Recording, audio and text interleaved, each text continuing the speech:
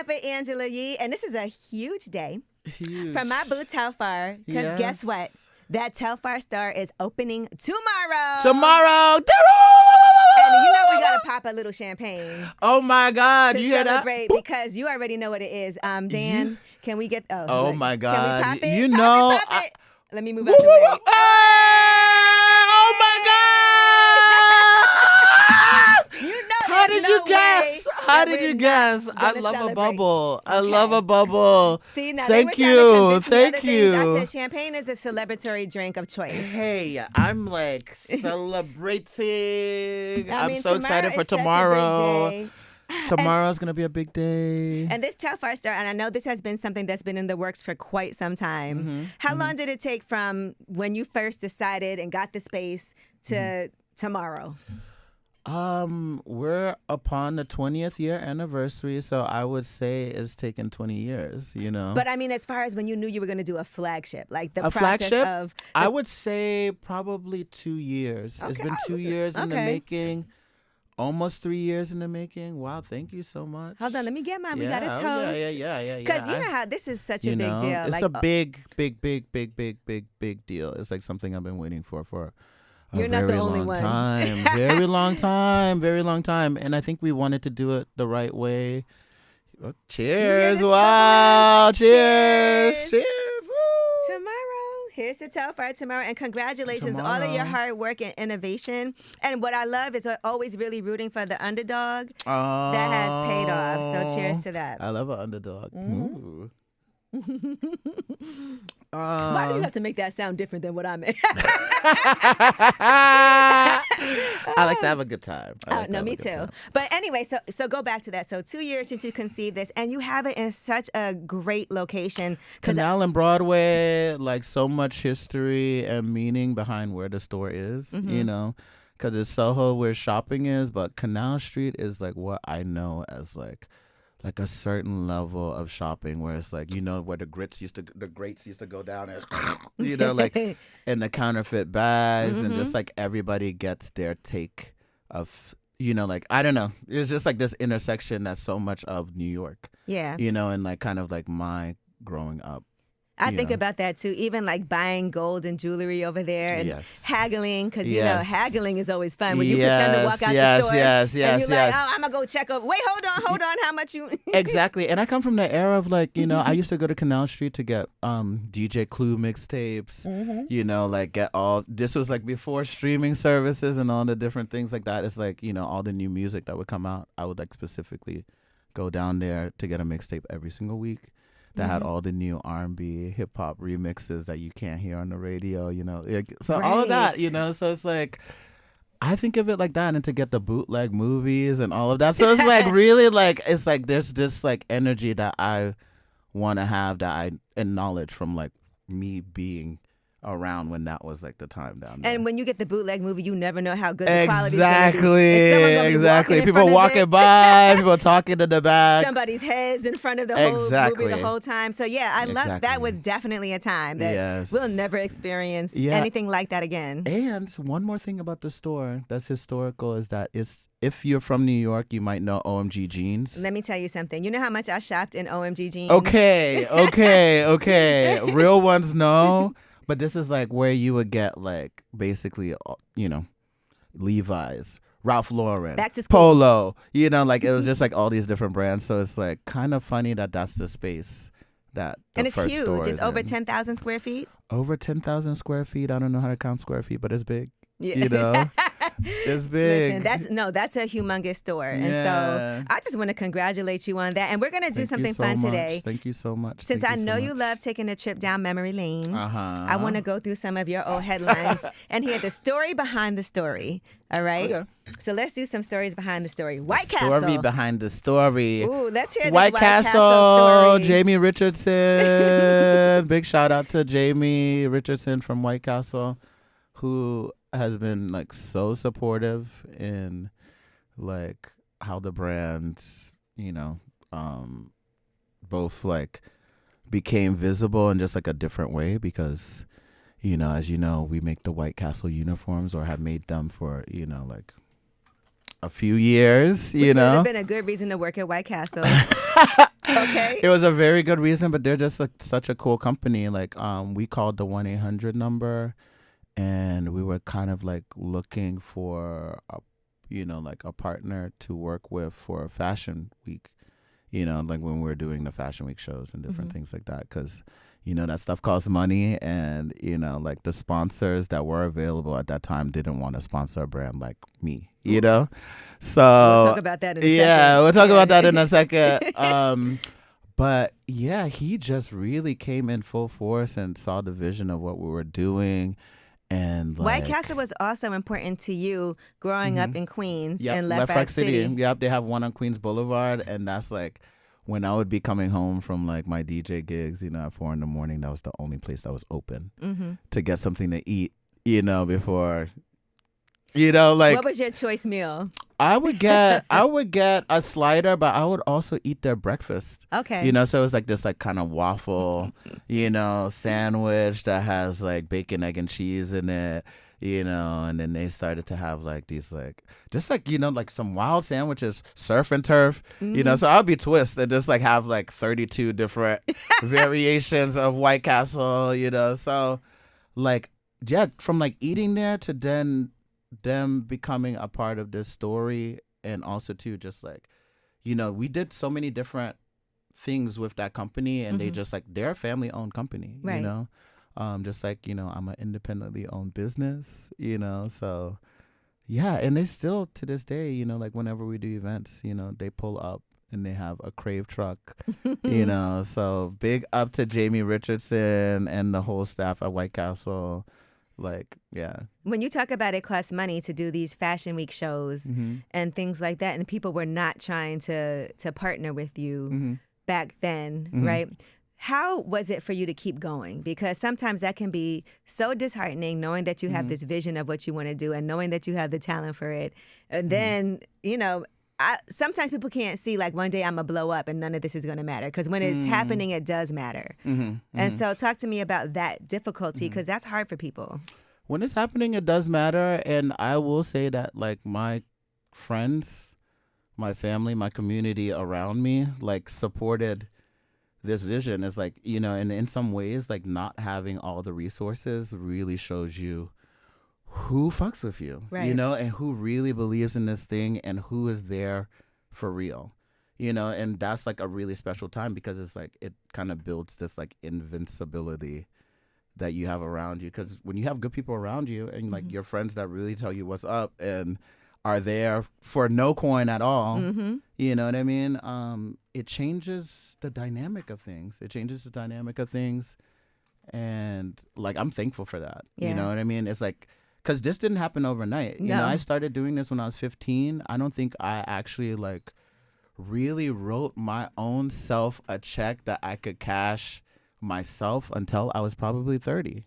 You know what I mean? 15 years before that happened. Yeah. That's why, because listen, people don't see that part of it. And I even know today people want to start businesses. They want to do things.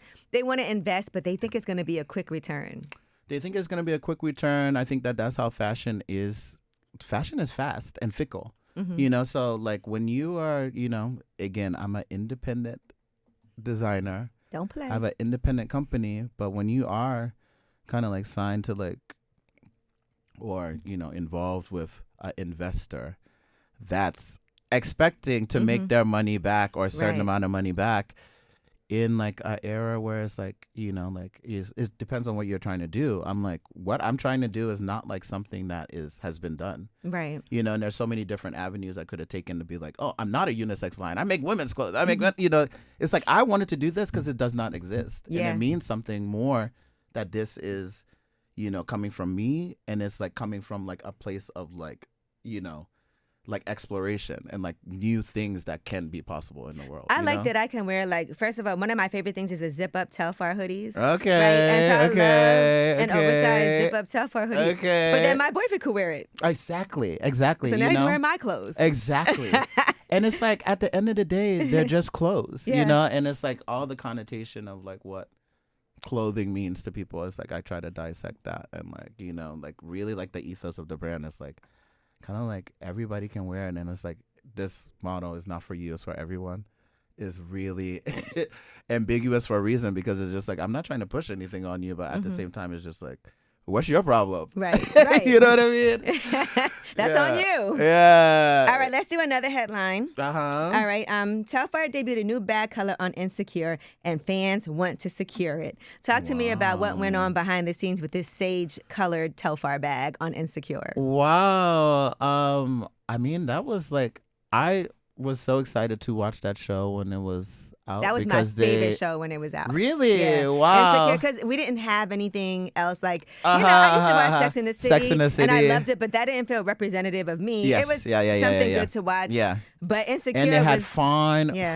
finest cast on it, you know? Yeah, and then, like, I mean, like, I have wished for that, for a character to be associated with my brand in a real way that it acts in the real world. And it started to, you know, facilitate itself through that show, you know what I mean? Because I would see little things and I'm like, oh, that's this. And that's the type of person, you know? And it's like really just like, you know, it's like a snapshot into that certain time period that was just like special, you know?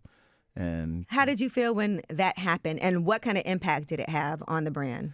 I mean, like, I just love watching TV. Like, I am... Telfar TV, baby. You know what I mean? And it's like when I'm flipping through the channels and I see a little piece of something, and it's like, you know, you don't have to appear on something to be visible. And it's like being visible in that way with, like, you know, and just like in all different kinds of ways, you know what I mean? Because people are like, oh, like, I don't want to be on that. I want to kind of be a part of everything and have everyone that likes something to be able to be a part of it. I'll never be like, yeah, that bothered me. It's like, it's you know, inclusive. Which is like, sometimes I'm like, damn, that shit really did bother me, but that's so funny. You know what I mean? So, but, and you know, you're the reason why initially I even knew Maya the Don. After seeing you work with her so early on, I went and looked at her stuff. And then she ended up doing lip service, you know, after that. But I love that you have your ear to the street that way. And my ears to the street is you do. You know, like I was saying, I like, again, listen to the radio all day long. So it's like, your voices guide me. It's like, you know, like, it's important that I come here. This is the way that I want to spread the word to people that like are like me, that, you know, listen to the radio still, you know what I mean? And it's like, you know, it's important. It's important. You know, you're from Queens, but we definitely claim you in Brooklyn. I'm from Brooklyn. I'm from Queens. I'm from Manhattan. Because it is, let's be clear, it is the Bushwick Birkin, and that Bushwick is in Brooklyn, you know. The Bushwick, I would say the Bushwick, you know, and I love the Telfar shopper. You know, you have a Telfie, you have a, you know, and that's like, it's like I'm at home, and it's like going now in this new chapter of being in Manhattan. It's like very much like, it's like a full circle moment. Man, you know? I mean, that's such a great location. Canal and Broadway. And to have that huge base. Yes. At a time when brick and mortar stores, it's been kind of tough for people in retail. Yeah. It's been kind of tough for luxury brands too. You know, so, but I know this is something that's been in the works, and your approach has been so unique in comparison to what other people have done. So let's talk about this next headline. Yeah. And this is about the radical new pricing system is the ultimate anti-luxury move. Oh, woo! And we discussed that when you were here. You know, last time, Telfar is making his new collection more accessible than ever thanks to a dynamic pricing experiment. What was that experiment like for you? How do you think that the results were from it? I think we're talking about live price, where we posted the collection online and we found out how much people wanted to pay for it. So it was like basically a crowdsourced information process of like, you know, finding out how much people can pay for some. Because I'm like, I'm very confused. It's like, I'm not like a shopper, you know. It's like I have clothes, but people send me a lot of things, you know what I mean? And it's like I go to stores and I really don't buy anything. Right. You know what I mean? I try everything on. You probably have so much stuff already. I have a lot of stuff, and it's like I'm learning to minimize, but I also too, I love stuff, you know, so I'm with you. You know, I'll hit someone up, but I'm like, I'm really confused about the price of things and the price of living is in New York, America, you know, just like what someone makes in a, you know, like, so all those different things. So it's like, I ask the people. You also know how much it costs to make things too. And I know how much it costs to make things. That comes from a different space when you see things and you're shopping and you're like, I know this probably costs whatever to make. Yeah, it's like I'll go to the store and I'm like, damn, that used to be what my rent was, at this one time, and this is like a t-shirt, and I guess it makes sense because it's this, you know what I mean? But, like all that aside, I'm like asking the people, like, what do you want to pay for this? And as they were like, like kind of, I think the process was that they would bid on it and it would go up every single minute. Right. So they had to, I guess, you were able to buy it as like, like, is that how it worked? Yeah, it was. You could buy it. You could buy it as, like, and it stopped at a certain price. And once people voted at a certain price, it stopped at that.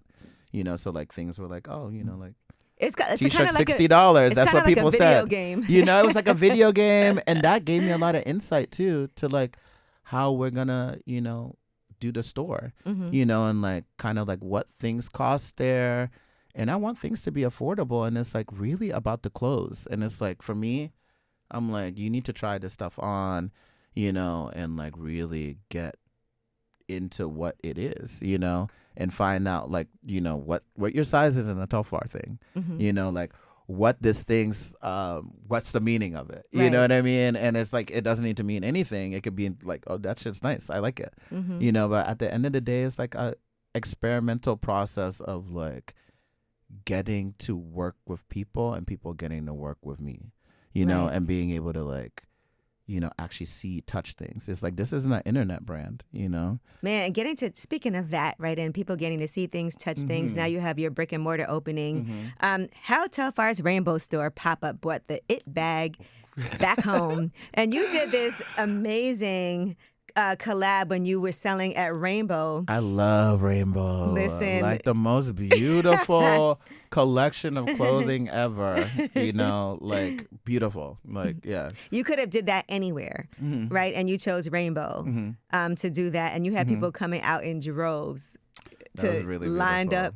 My damn goddaughter was calling me like, I'm online. I remember but she's fine. That day. I remember that day. That was like 2 years ago now. It's like, this is like gonna be our like kind of like next activation since then, but downtown Brooklyn was like super important. It's like, again, that's my home, and it just means more. It's like that was during Fashion Week, and it's like we weren't choosing to do a runway show. Right. It's like we actually did a thing that was like kind of giving people the thing that they were asking for. Yeah, and it is a lot of what you do is very anti what the establishment is trying to do. I'm anti.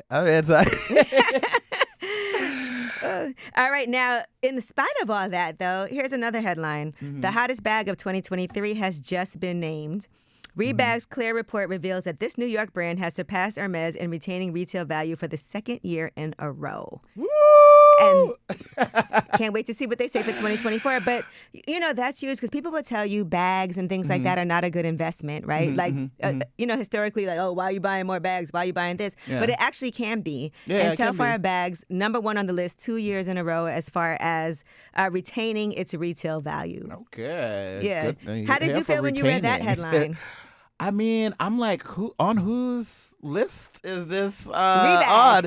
Because it's like, I think like, like sometimes when people resell a bag, it's like sometimes like almost like, I don't even know how much like, what is it? Like 5 times the amount, or, because there's a bag that would be like $190, and then we see it on, online, that someone is reselling it for almost like $5,000, $6,000. And it's like, because it's, came in a limited amount of it, and, people are clamoring for it. And it's like making that thing available and like doing the thing with actually having a physical store where people can go is almost counteracting that, because you can just go and get it, like that wasn't my intention, right. But it's kind of cool that person is getting $5,000 for that bag that they got at the right time in the right place, and and people value it like that. What's the balance for you too in making sure that things are accessible for everyday people, but also having those limited edition? It might go for 5 times. I love a limited edition. It's like I'm exploring that. You know what I mean? It's like not everything's for everyone, and then sometimes things are just so fun to just have and like have in the world, and to make few of them, you know. Right. And I think with a store and a place like that, that's not, you know, like I'm not able to do that online. Right. In the store, I really want you to have a sneak preview of like new collections, you know, and you come and see them before and you pre-order them, like very similar to how we did like, you know, like the pre-orders for the bags in past years, you know, in like early years. So it's like you do a pre-order for a collection that nobody's seen yet, that didn't come out yet. You get to try it on. And it gives me more insight of like what's going to happen next season. What about customizing your bags in store? I mean, I see so many people that do that. And it's like, I'm like, I want to collaborate with people that do that. You know, it's like a store that's not going to work like a traditional store. It's like, I really want different energies to be able to come into that and to be able to have space. We never know what you might do, Telfar. That's the thing me about either. Me either. Like you could walk out of here and be like, you know what I'm gonna do? But that's good because now you have the freedom. Freedom is the main thing. It's like between like the people that I'm working with and, you know, just like the way the world's moving. That's like important. You know what I mean? Because I feel like that's like, you know, is the thing that's driving things, and it's not money. You know, money doesn't buy that. You know, it's kind of like, you know, for me, I think it's going to be physical interaction. You know, physical interaction with people like that you can meet on the street, and different people walking, and you know, I'm seeing the things. You know, you know, here's another headline, right? I want to bring back loitering. Yes. Ooh, explain, bring it back. Because this is what it feels like fun. We're talking about here. Exactly. It's like this New York person that used to be like very 6 to 9, you know, where you would go to store openings and different things that was like had open bar. You would go to like 5 or 6 of them. And it was like, you know, it's just like this like energy of like, you know, one, maybe not having a job, but two, just like, you know, experiencing and exploring the city. That's not this thing of like, experiencing through a screen and like knowing, you know, like it's like I just like come from the era of like you didn't know where your friends were at all, you know, because nobody really had cell phones, and you just knew people would be like on the Lower East Side on like Orchard Street or like hanging out, you know, like, and you would walk by there and then you would run into your friends at a certain time or like, you know, and it's like that was a beautiful time. You're right. You know what I mean? Because the kids today do not know that time without cell phones. I mean, remember how expensive it was to have a cell phone? To have a cell phone. Finally got one. It was like by the minute. Yeah, by the minute. It's like I remember before text messages or even having like a pager. Like to be able to take a picture on your phone. Like when people started taking pictures on their phone, I started acting differently in clubs. You know what I mean? Damn. And I feel like people that has precipitated into how people act. What were you doing? I was having a good time. You started acting differently. Having a good time.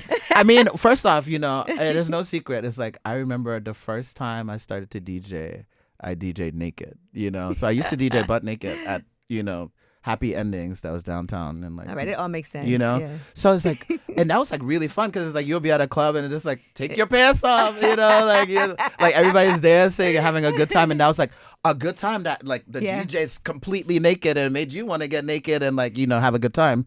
Then when people had cell phones, it was just like, ugh, corny, cheap, you know. And then also too, I could play music. So it was like, I don't need to, I need to give it up. All that up. Were you DJing with your hands or? No, I'm kidding. All right. You know. I tried my best.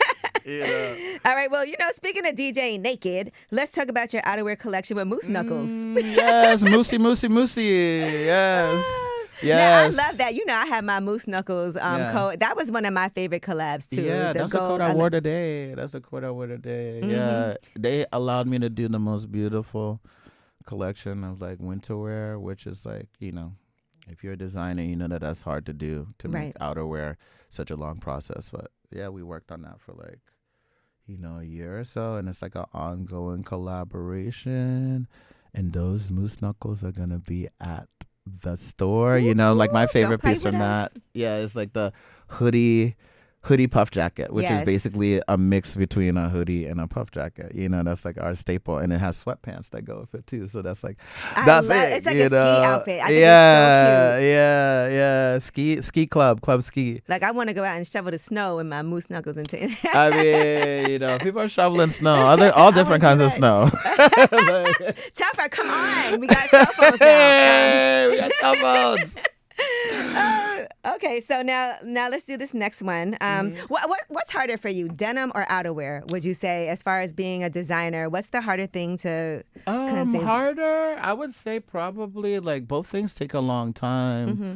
I would say outerwear takes a long time, you know, because like there's so many different processes that go into making a coat, you Right. know, and making a good coat and a coat that's, you know, like gonna, you know, do the things. And those coats last forever too. The coats last forever. Some brands hate that. They don't want you to buy stuff that lasts forever because then it's like you're not going to come back and buy another one next year. You see, it's the difference between, you know, like, you know, fashion and fashion, you know. It's like two different things, two different people, you know. Now you started doing real leather bags also. Yes. As opposed to the exactly. vegan So leather. that you know, that's the thing, you know, vegan leather, real leather, you know, one What's might the last difference forever, between- you Right. know, and one just like, you know, the durability of it, you know. So it's like I'm dabbling in both, you know, because I eat meat and I like wheat, you know. So. Every time you say something like that. It's like you can be a vegan and have a little, you know, chicken on the side, you know. Okay, so tell people what's the difference between vegan leather and the pebble leather that I Yeah. have. So the vegan leather, you know, polyurethane. because the average person may not know the difference. Yeah, it's not real. First off, the vegan one, there's no animal that's coming from it, but it is made out of like polyurethane, which is plastic. And then the other one, you know, that is made out of, you know, a small batch of like animal hides. We make them in limited quantities. And it's kind of like this like step into, because that's like the criticism, you know. It's like, this bag isn't even real leather. Yeah, you know, and it's like, oh, so we finally made one. It's called the carry bag, you know, and it's just like, you know, it's like a forever kind of bag, and it's take on the, you know, original Telfar vegan shopping bag that, again, you know, both of those things, they're different things. They act different. You know, You know, what it's I mean? interesting that you say that people will say it's not real leather because I remember people were shocked when the Louis Vuitton bags are not leather, like the, yeah. But Yeah, I mean, I was like, you can't feel that it's. yeah, it's just like how anything that's made in Italy is actually made in China. It's just a stamp. You know what I mean? It's like, you know, so there's so much discourse around, you know, like what's doing what to where, and it's like at the end of the day, it's like, how are you consuming it? Now you know? did your first all leather bag collection with Wilson's Leather, right? You did a capsule collection. Capsule collection of clothes and bags. How are you able to do all these collabs? Because do people, I know sometimes people try to get you to do things and be more exclusively with us, but it's kind of like you've been able to navigate through that and kind of like work with UGG, work with Moose Knuckles, work with Wilson, you know, just do these different collabs and still have these great relationships with these brands. Yeah, I mean, I work with brands that we both either really, really, really esteem, to like brands that I grew up with. I'm like, damn, I want my take on this thing. Because it's like, I love having my take on every different piece of fashion, you know, like that is like, oh, that's my version of this thing, you know, like, and my version of that thing. And, you know, so it's like really like, you know, like I love that. And it's like being able to make, because it's like I can't make everything myself. No. You know, and it's really great to work with a partner that is like the top of their game at making this thing. and it know, helps you with whatever the it might quality be. and to get it right. To get it right, you know, like, you know, fashion's fickle and fast. So it's like you don't have too many chances to get it right. And it's like we've just been like, you know, in the ethos of like things I've been making for like the past 20 years to like actually making the real thing with the company that kind of makes that thing the best. Right. I you like know? that. So Yeah. it's like Wilson's was like kind of like a nostalgic thing. It's like, you know, I have a thing for the mall. You know, the mall turns me on, you know? So it's like, I'm with you. you know, I Then just let me shop in remember Jersey with no tax, too. Exactly. Okay. Yeah. But it's like, I've always like kind of treated like how we design things like kind of like in a mall ethos, so it's like the first leather thing that I remember was Wilson's Leather. It's like, I remember Lake Forest Mall having like a Wilson's Leather store, and when you made enough money you could go get a leather coat, and like, so it's like having that accessibility and that knowledge of like what used to be accessible to me, but like shifting it and making it, now it's a unisex offering of, and I didn't even know if Wilson's is in the mall as much anymore, but it was like, I remember it though. I honestly hadn't thought about Wilson's until you did the collaboration with them, but then it's like, oh damn, yeah, Wilson's. That was, that's my mom's coat. That's like that's my dad's coat. It's just American heritage, kind of collaboration. I kind of like to have this like new take on it. That's like coming from a new place. All right. Now let's do this headline. Okay. I like Damn, this. I be headlining like that. The press run was successful. Why Telfar bags are the new HBCU material girl staple. They started doing these Telfar Tuesdays. Oh yeah, yes. I've seen them. Really, really, really beautiful. And they also too have like a Facebook group too, where it's like it's like the discourse and.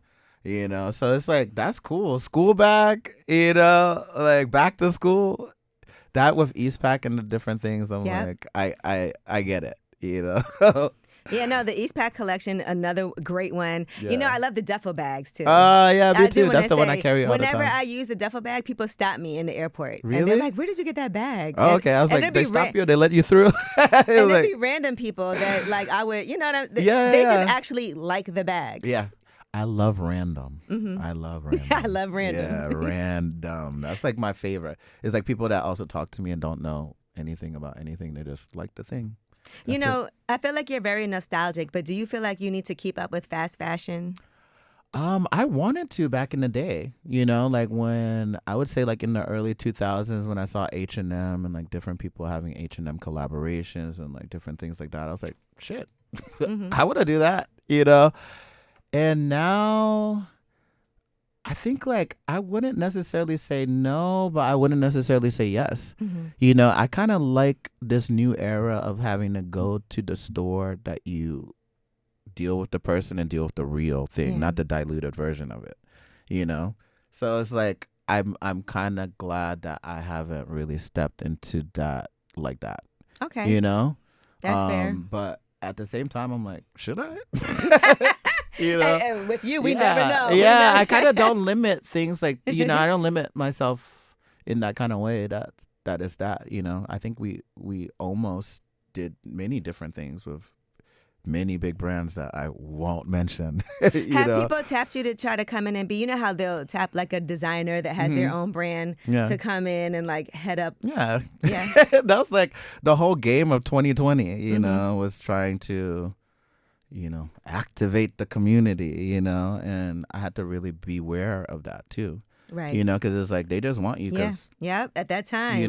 Yeah. And it's like, that's not what I'm here to do, It's like I've been doing it pretty well and successfully on my own and doing it with people that actually understand what it is. Right. I don't need to like grow in that kind of way, for me. Right. That's not growth to me. Because no matter what, whether they respect it or they don't, like, it's just around. It's just around, It's like, I can compare it to like, I can compare it to like, people were not wearing leggings in the early 2000s until just everybody started to sell leggings. Oh, that was so you just had no choice. It's like, maybe I'll get a pair of leggings. Because, I just moved and I had like a whole lot of leggings. I just got rid of. Right. I love a legging. It's great. I only kept like really, really like amazing ones. The rest of them, I was like, okay, I got to get rid of all these leggings. Right. It's like you see everything all through them. It's like, wow, great. And I don't know what I'm saying with that analogy, but it's like, either it could just be around or it's like people get used to things. You know what I mean? And they become real and regular. Leggings were my thing. I'm not gonna lie for a hot second. And if I could, I would right now. And then people hated that. People acted like also when you wear leggings, you were not getting dressed right, to go out. Right. Which is like the most dressed you could ever get. Put me in a legging. All right, now this headline, I want you to talk to me about what you think about this. It's an older article, but it said, could Telfar's policy of accessibility spell doom for its popular bags? Clearly it didn't, because this is from a couple of years ago. But can you talk to me? Who wrote that, actually? I didn't even put it in here. I did all this research myself. The fashion industry, And that's the thing. It's like people, including like buyers, retailers, all these people that try to buy into a brand, they tell you how much they think that you are gonna sell, how much they think that you, and that's really like a thing that's coming from them. Right. You know what I mean? And we have to really like untangle our minds and like actually like because at that point, I would say, like, in my career, we had a following that was really real. You know what I mean? That were attracted to this brand for many different reasons that didn't go to a store, to buy anything, like, never even heard of that store. And it's just, like, understanding that the world is a much bigger world than the fashion world. And the world is fashion, in comparison to what fashion is in the fashion world. You know what I mean? If that makes sense. I don't know. Oh, you said it's from The Guardian. Thank you. Oh, The Guardian. You see. The Guardian wrote that article. Oh, thank you for pulling that up, Dan. Dan's on it. He's over here in the back. Because I was actually like, I wanted to do something, a little different with you today and kind of go back in time just to see how things have happened to opening up this store, which we are celebrating. Can we get some more champagne? The 20th year anniversary. Woo!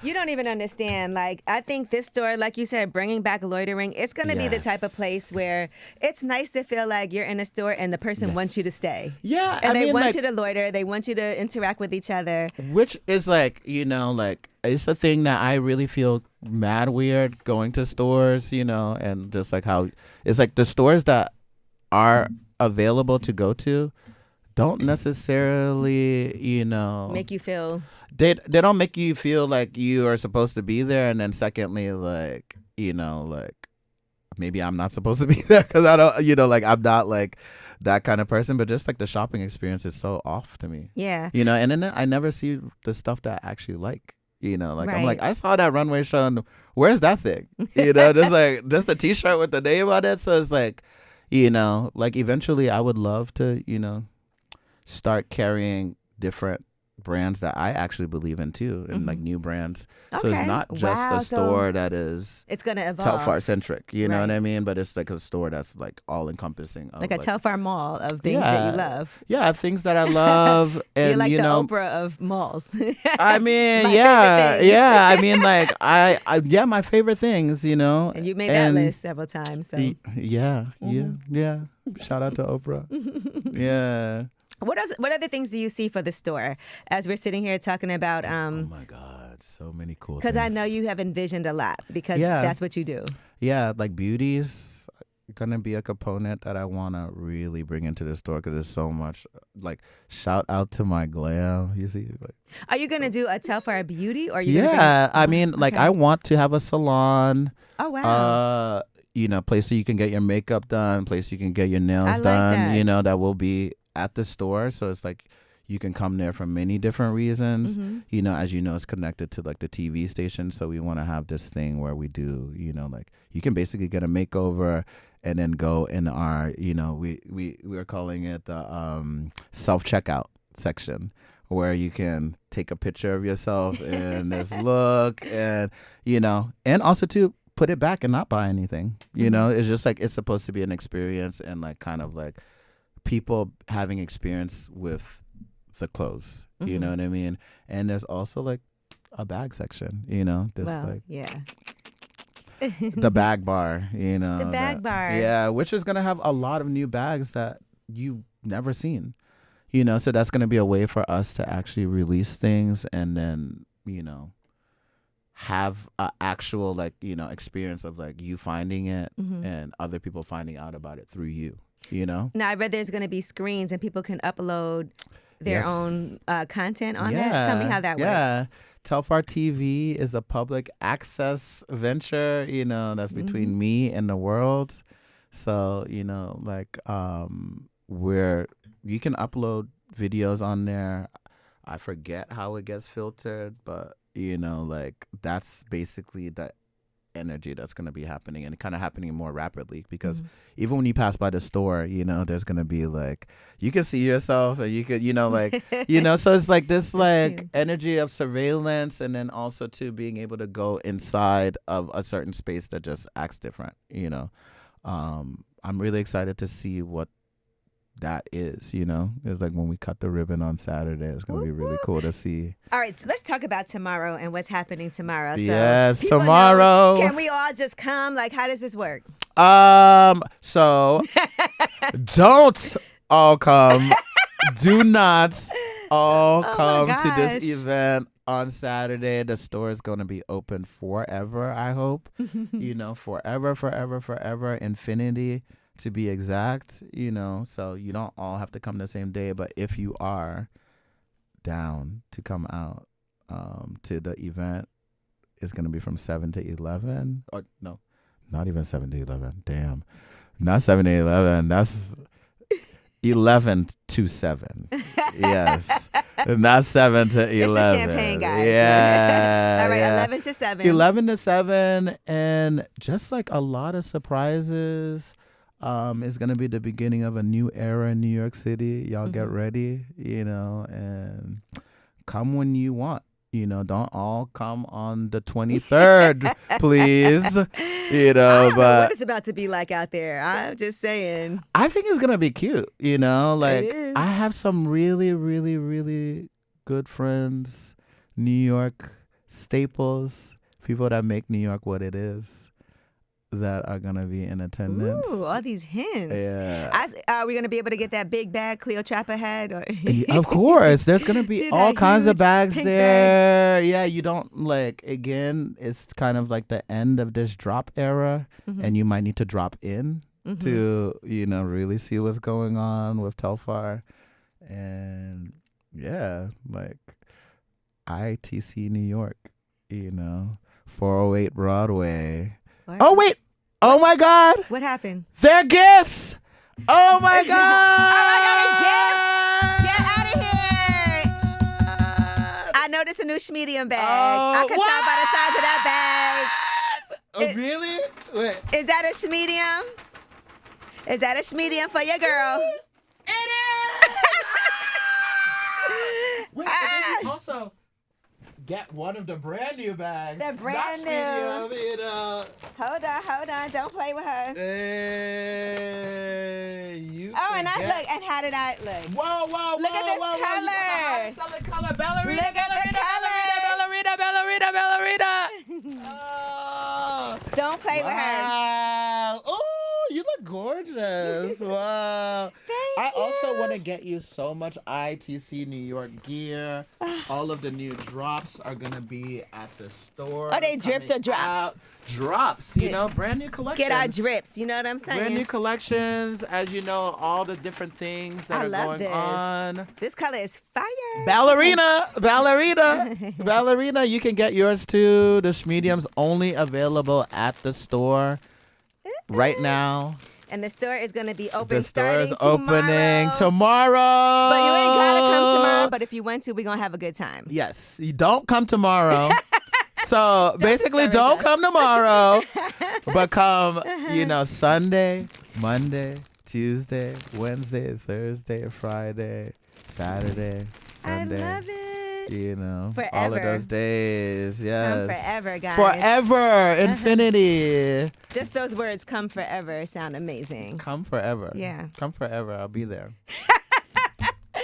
All right. Well, thank you so much. I appreciate you. And again, congratulations. Thank you for the champagne. Always love talking with you. Thank you. And every time it's a new announcement, and I love that. Oh, thank you. Thank you for letting me announce and coming way up. Because I'm so happy to be here. This is the last of my press run. Listen, I'm just glad that I'm the last and that tomorrow is the big day. Tomorrow's and the big no day. matter what, I don't care what else you did. I'm just so happy to sit here with you and celebrate with you. What else I did? What did I do? No, I meant other press.